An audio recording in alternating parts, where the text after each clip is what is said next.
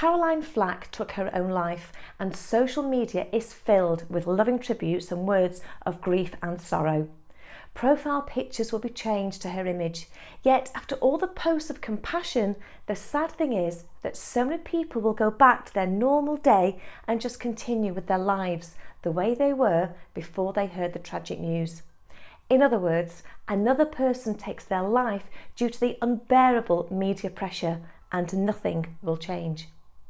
Today, I listened to Laura Whitmore on BBC Radio 5, paying tribute to her dearest friend, and I cannot imagine how she found the strength to share her heartfelt thoughts, but her words hit deeper than any social media post that I have read, as it not only came from a truly broken heart of someone who genuinely feels the pain, it was also the strongest message begging for us all to be kind. I'm Sue Blackhurst, and in this video I want to look at what we can all do to make a difference to help others who feel so lost that they believe their lives have no worth. So today, let's talk about how to be kind.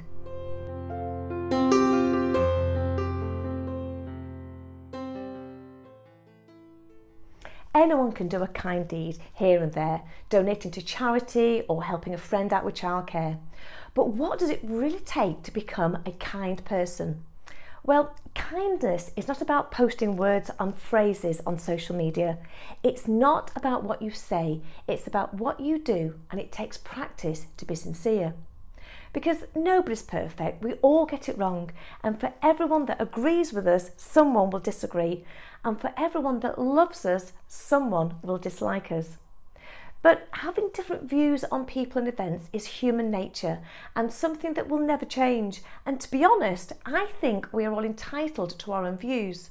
But the danger for me is not what we think, it's how we express and share our thoughts without thought. Because for every proud parent who excitedly posts their child's straight A exam results online, there is another child who worked even harder to barely scrape a pass against all odds, but they hide their report in fear of ridicule.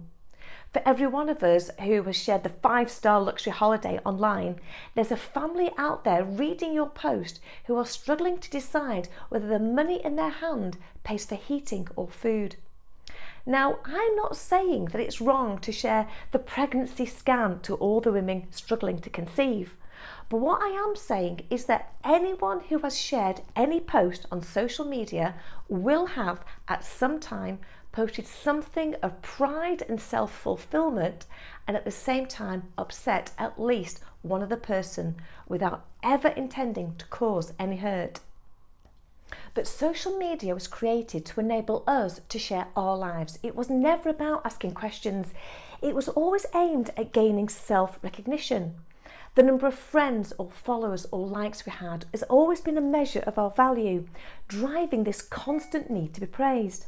So it's only natural that we all became quite self-obsessed with our own lives, that we ended up missing the opportunity to see any hidden messages from other people. Social media, however, can be a great platform, and posting tributes about this tragic end to Caroline Flack's life is such an automatic response. We tend to do it after any tragedy to show our solidarity.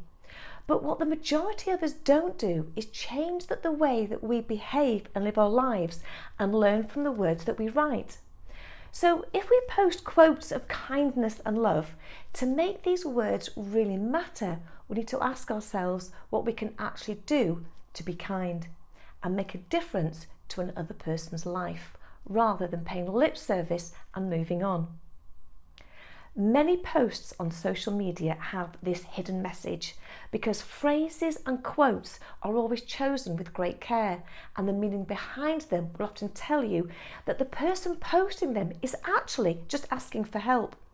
So when someone posts a message that life is tough, we tend to see these comments all coming in thick and fast with a series of "hope you're okay," "thinking of you," big love heart emojis and big hugs. But all these do is make the responder feel better because in their eyes they have shown some support. But if you read the post even closer, somewhere deep down, there is the subtle signal that someone is crying out for help and they are just waiting for someone to take the bait and to save them. Caroline Flack posted this message on Instagram on the 24th of December, 53 days before she took her own life. Been advised not to go on social media, but I wanted to say Happy Christmas to everyone who has been so incredibly kind to me this year. This kind of scrutiny and speculation is a lot to take on for one person to take on their own. I'm a human being at the end of the day, and I'm not going to be silenced when I have a story to tell and a life to keep going with. I'm taking some time out to get feeling better and learn some lessons from situations I've got myself into. I have nothing but love to give and best wishes for everyone. Now that's such a lovely, heartfelt post, but there are lines in there that shout out help to me. Here is the same post again, no words added, but some removed. I wanted to say to everyone who has been so incredibly kind to me this year, this kind of scrutiny and speculation is a lot to take on for one person on their own. I'm a human being at the end of the day and a life to keep going with. I'm taking some time out to get feeling better. I have nothing but love to give. I would suspect that every funeral of someone who has taken their own life is filled with sadness and regret, that they just didn't see the signs and were therefore not given the opportunity to intervene. Every friend and family member would have been there in a shot at the person's side if there had been a call at any time, day or night. But people only cry out for help when they actually want a solution.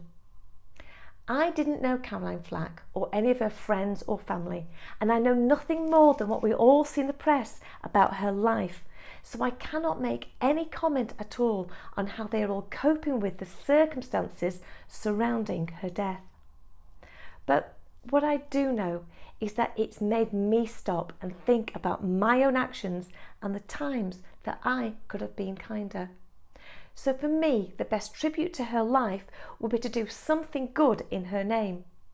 If we all just took time to look closer at the people around us, looking deeper than we ever have looked at them before.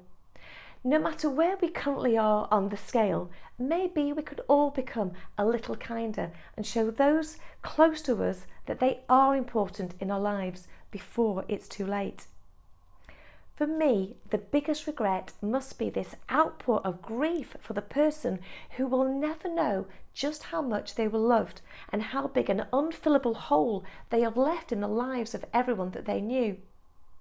2 days ago, Caroline Flack's name was associated with negative press, and today the same social media and press are awash with love and support for this beautiful and talented lady. So I'd like to ask the question, if these same headlines had been printed 2 days ago, do you think she would still be here today? How sad is it that she will never know? So posting messages of love and support for someone should be done when they are alive and they can see it, not when they have left us. Reading the press, it saddens me to see the school kids who have made nasty comments in the corridor and they push that one child just a bit too far. And these same children then cry in sympathy at the floral tributes by the school gates because they have no idea how their actions were affecting their victim. So this isn't just about being unkind, it's about being unaware. And I want to heed the words of Laura Whitmore. And I want to be kind to people I know and people I don't know. I haven't posted a tribute to Caroline Flack on my social media pages, as for me, it's too late. I should have posted a message of support when she was alive and when she needed it. Instead, I believe that we can all do something for the people who need us now. So try reaching out to someone that you know who is having a bad time. Don't send a heart emoji, message them directly and ask their specific questions on how they are doing. And even better, pick up the phone and call them. If you're going to post on social media, stop and think about the people that you know directly, because if one of your friends has recently lost a parent, just wait a while before you post the family photograph of you all enjoying Sunday dinner with the words, "Love having all the family together." Think of someone who is just doing a really great job. Could be with their work or their family or even their own health. And without replying to one of their updates, send them a message and tell them directly what a great job they're doing.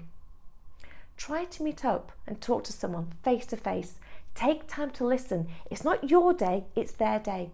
Ask them questions and keep the focus on them, as the best thing you can give them is your time. And remember, if we are to be truly kind, then maybe all we can do is something for them now, because tomorrow may never come.